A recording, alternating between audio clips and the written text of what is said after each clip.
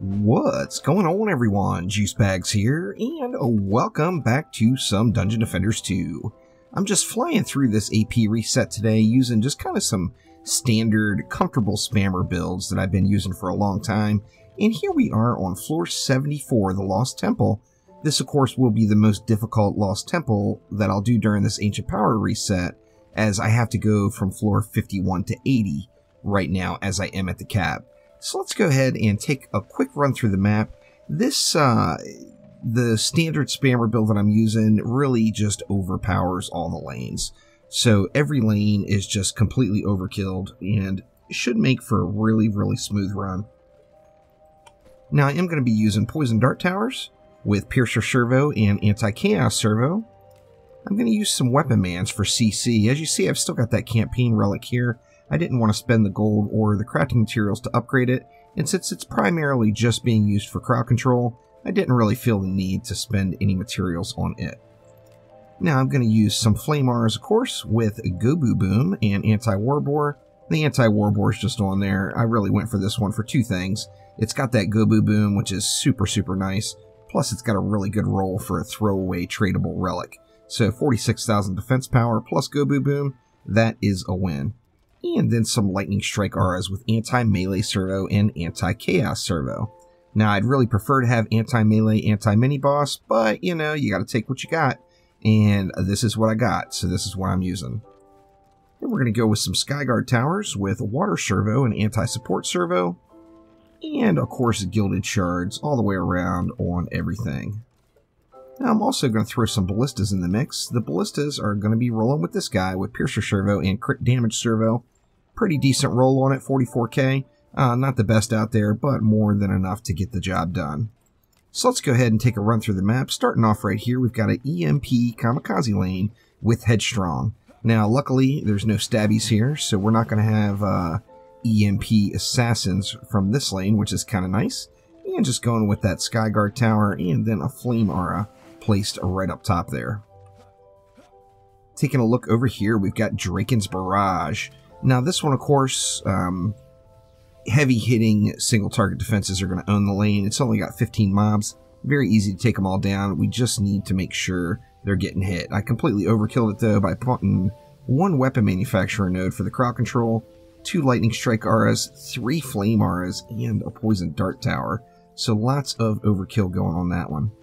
Now this lane here, we do have the EMP Kamikaze Dargans, and they've got Wall Leech, which I won't have to worry about Wall Leech since I've got no towers to be damaged over here, and I'm going to rely on just a spawn camp to kill those flyers. Now the problem here is we do have Cyborgs in the lane, however they do have proximity on them, so these traps should be doing a lot of damage, and I do have a lot of range on my Flame Auras since I'm using that Deadly Strike Shard. Now just in case, even though we've got proximity, so we've got all this stuff here, we've got, what, 3 Flame Auras, a Lightning Strike, and then 2 Weapon Man nodes. I also threw a Ballista and a Poison Dart Tower right up top there as a just in case something does sneak by.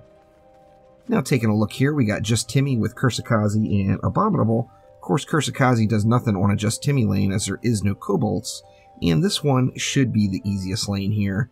I went with 1 weapon manufacturer node, 2 Lightning Strike Auras, and a PDT, which should just completely overkill that lane. Moving over here, we've got Stabby Dargans, so we do have some assassins coming. These, however, are armored, so they're going to take increased magic damage.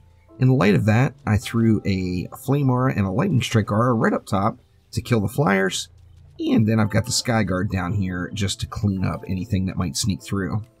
For the main lane, we've got a Mega Squad Iota. So we've got some Frost Goblins rolling out. We do have Longshot on them, so I kind of combined both builds here. As, you know, obviously with the Cyborgs, I'm going to count on outranging those. And with the Frost Goblins, I wanted to get a little bit of fire damage into the mix, so I did go with 1 weapon manufacturer node and 2 Flame Auras up front. But we are really closing the deal back here with a PDT and 2 Ballistas. Those will certainly clean house. Now I've got a big combo lane going down here. We've got 2 flyer lanes, EMP Stabbies with Bullet Sponge, and EMP Stabby Zappers with Lethargic. Now, I went way overkill on this one. Just because I just don't want to think about the flyers on this lane. So I've got 2 sky guards now, 1 on each side.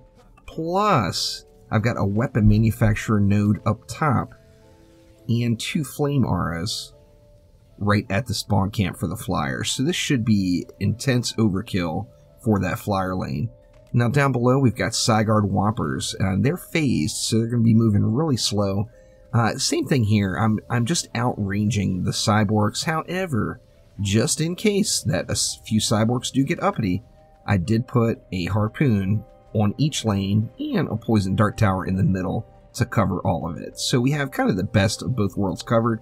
If one of these traps, auras, or nodes does get hit, then I'm going to rely on the PDT and the ballista in the back to finish off whatever's left. Taking a look up top here, we got Omega Squad Alpha, maximum effort. So these guys are going to come out pretty darn healthy, but they're going to get weaker with each unique sources of damage that hit it. I've got 3 different unique sources. We've got 2 lightning strike auras, 2 flame auras, and 2 weapon manufacturer nodes. I will keep an eye on this lane, as Lady Orcs can be Lady Orcs, and hopefully none sneak by, but you never know. No flyer lane here, but we do have Psyguard Throwers with Brittle and Soft Spot. Going with the spawn camp here, even though they're cyborgs, I'm just focusing on outranging them with the Deadly Strike Shard. However, once again, there are cyborgs, so I'm throwing in some backup. We got 2 big boys in the back, 2 harpoons to wreck the faces, and then 1 weapon manufacturer node and 2 flame auras to handle all the fodder. Now, before we get started, remember that today is Friday, so my daily DD2 stream will be over on Twitch starting at 1 p.m. Pacific time. For those that follow the turn-based strategy games, you also know that today is launch day for Wargroove, so I'm going to be streaming that later on back over on YouTube later in the day, probably starting around 5 p.m. Pacific time. So let's get things rolling here. I don't really anticipate any of these lanes that it started us off with as presenting a real challenge. However, on the same note, I'm not going to sit here and AFK it. I am going to get involved and make sure everything's dying. Now, something looked a little funky with those Timmies. I'm hoping they're not planning on taking an alternate path. It looks like the next group that came out are okay. They got wrecked anyway, so it's all good. And let's see how we doing on flyers here. Looks like we handled them just barely. It almost started its dive bomb animation, but couldn't quite get the job done there. Over here we're looking good. We got the spawn camp stunning them up, and the ballista and PDT are getting up in there. This lane appears to just be getting annihilated right out of the gates here, so no problem there at all. And just 10 mobs left. So I think wave 1 here is certainly a good game. We got an assassin that doesn't want to come out. There we go, assassin down. And let's see what opens up. What do we have? New enemies incoming. I'm missing it. How am I missing it? Where's the big flashy exclamation point? I didn't see it at all.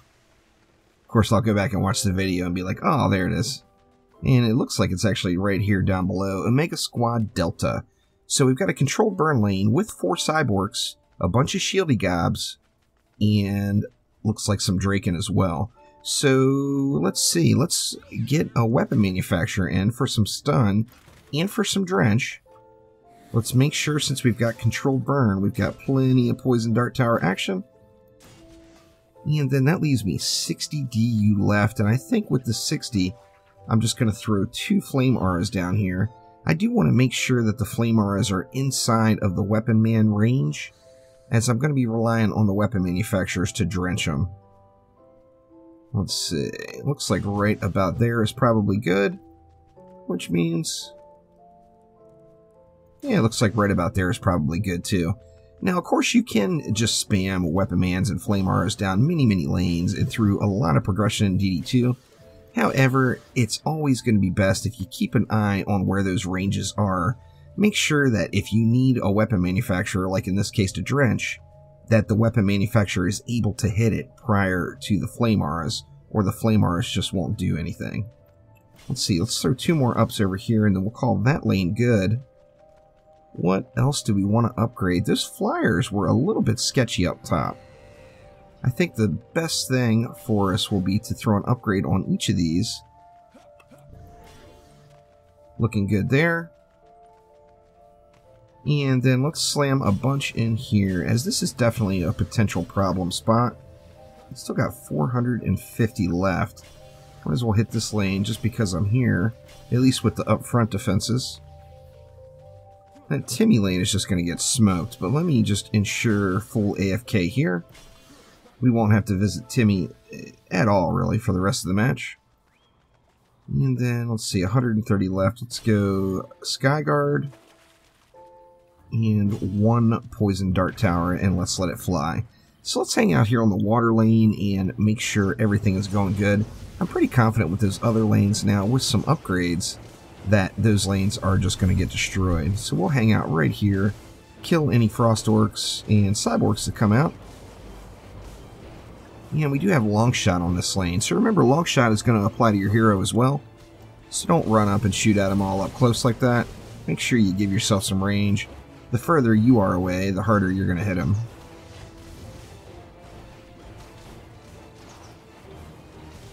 Wrecking it up. I actually got pretty good mob counts all the way around. Looking at what's left, it doesn't seem like there's many mobs at all in this one. Of course, on this map, you get a bunch of heavy mob count lanes, and you can get well over, 1,100, 1,200 mobs by the end of it.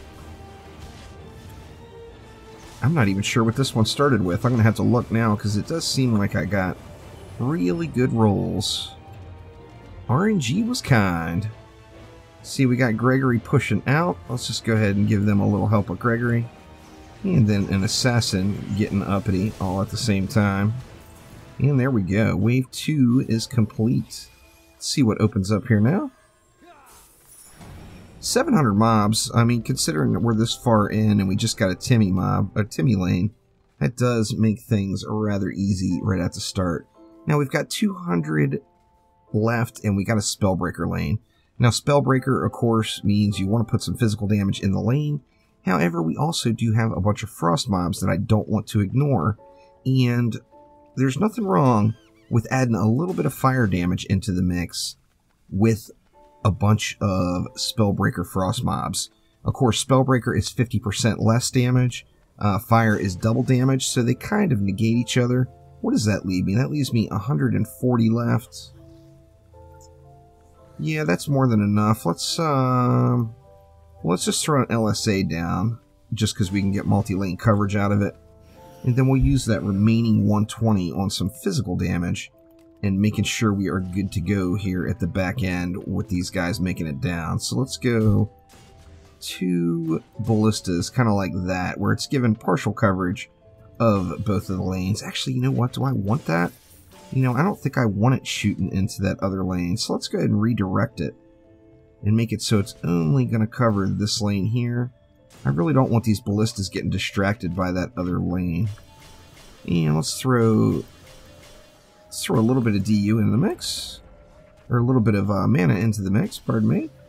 And then just a couple of random ups, and we'll call it good. And I do want to keep an eye on this lane, especially right out of the gates here, making sure it's going to survive. Looking good so far. The initial pack that came out definitely got wrecked, but it's just going to be a matter of when the big herd comes rolling out, are they going to be able to push very far? The Frosties are getting wiped out. Part of that is having that fire damage in the mix. The Shieldies are making it a little bit further, but it actually looks like they're going to do fine. We're actually losing a lot of ballista shots into that post up there, and it's still clearing the lane. Nothing is making the turn down here into the final stretch. I almost spoke too soon there. It looked like that Frost Goblin was going to. We got Quibbly coming and an Assassin coming. Let's just chillax right here.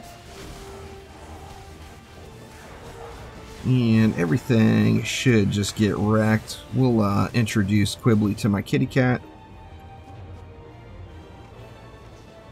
And it's looking good. Those mobs burn down quick. Very, very nice.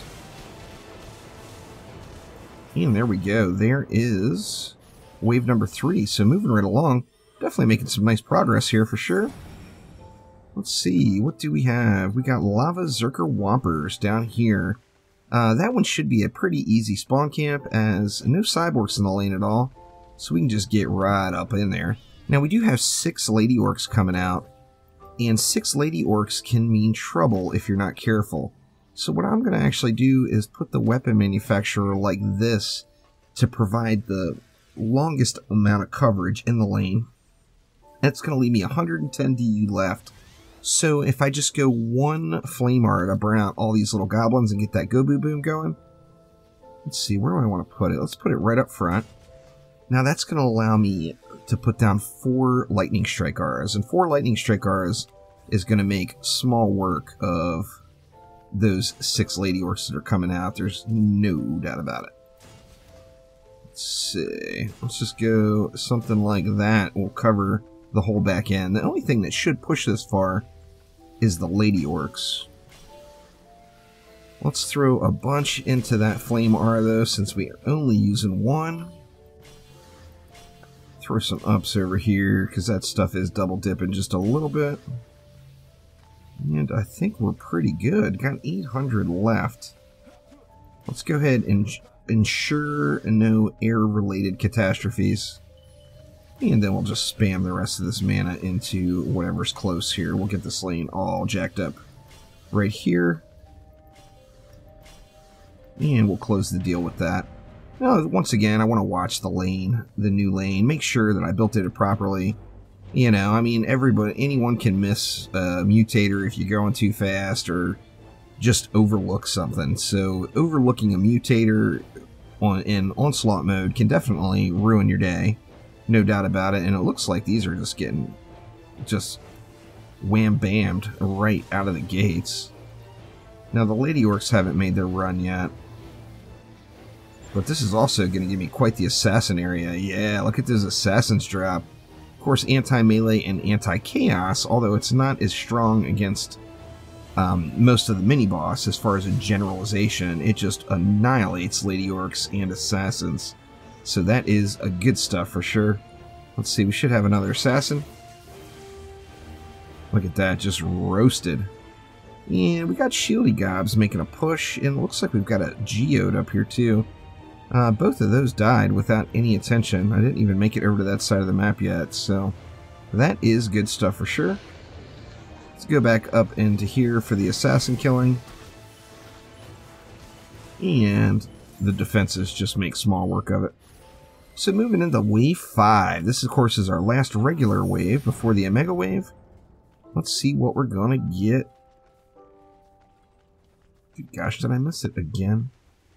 I didn't see the exclamation again. That's alright. We can take a little look around here, see what we got. Looks like it's right here in the middle. Yep. We got Omega Squad Beta with Detonator. So we got Hex Throwers, we got Cyborgs, and we got some Shieldies. Now, a lot of different things I could do here. I could use any of that setup that I just used.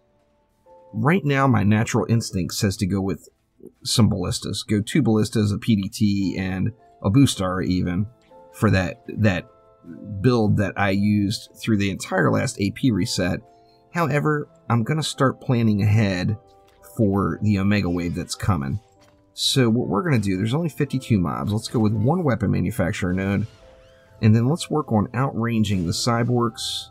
So I'm going to make sure that we are outside. Now it's the exact opposite.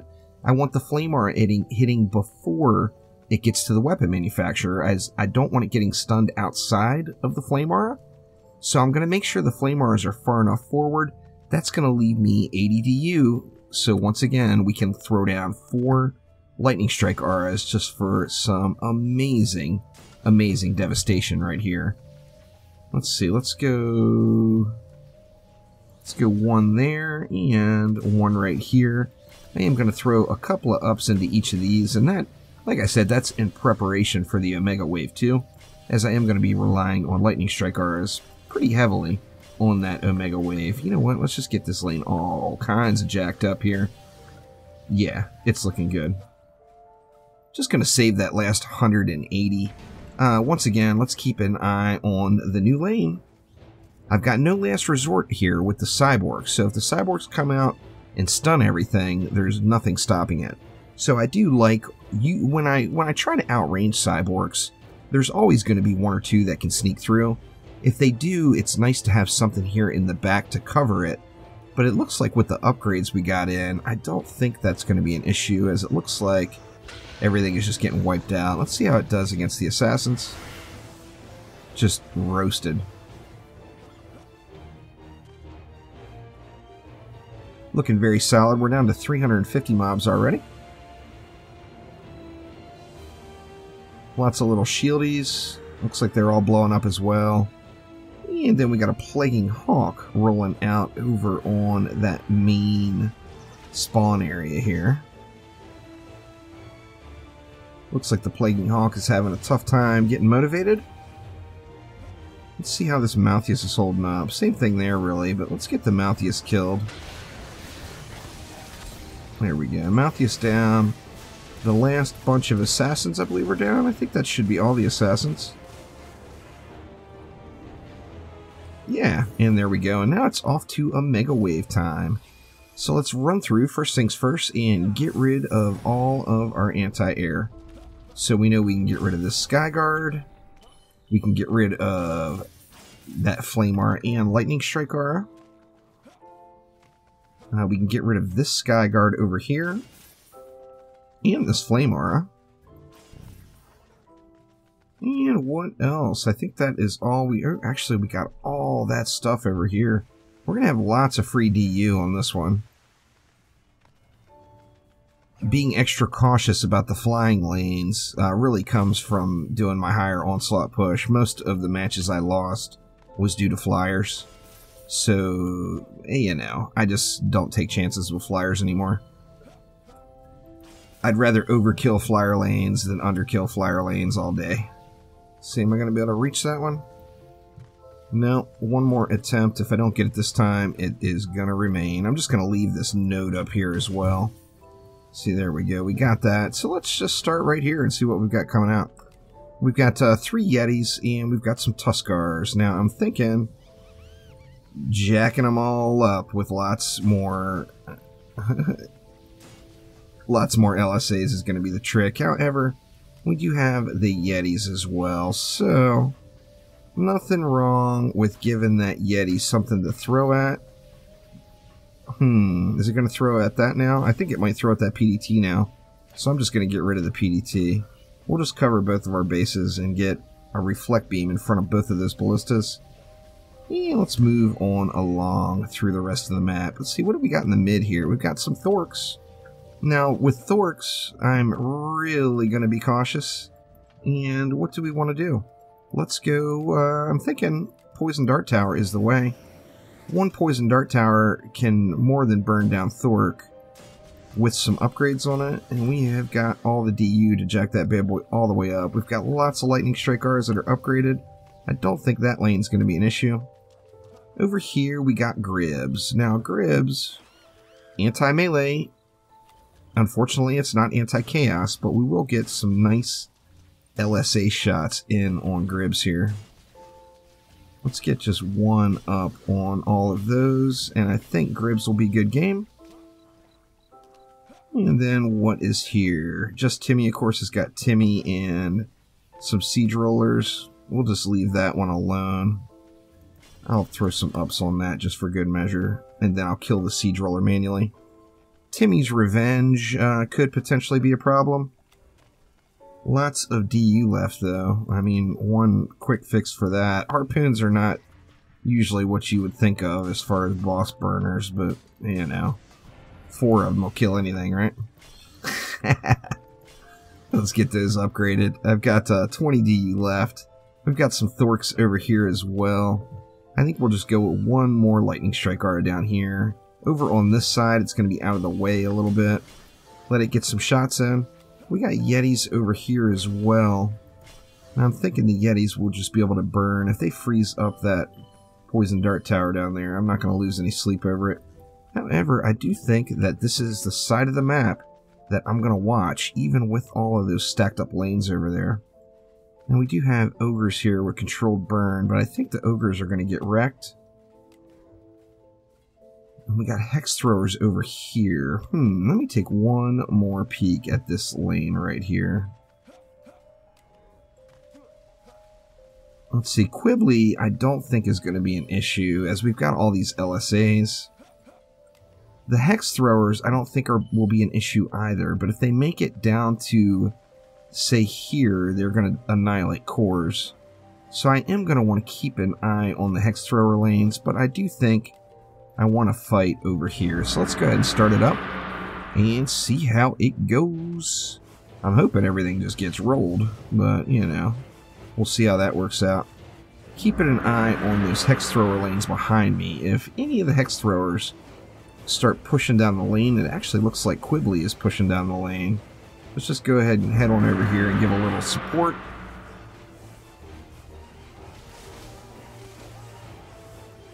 The cannon ogres too? Wow. These cannon ogres are tough, huh? Let's get rid of 2 of those. And we actually got some stuck ogres. And that's about it. We've got 4 siege rollers, a bunch of stuck ogres, and it's good game. Of course, the stuck ogres are stuck, so they're not going anywhere. The siege roller... Actually, the siege rollers are just being siege rollers. Taking their sweet old time. So there we go. 3 of the siege rollers are down. This one's just about dead anyway from those ballistas. And then that just leaves us with the stuck pack of biggies. It looks like one of them decided to come out. He looks a little bugged though. It seems like he wants to go that way.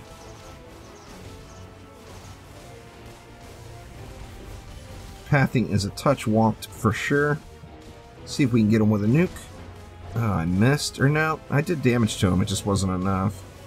This campaign gear is not getting the job done. But there we go. And we got the win on floor 74, the Lost Temple.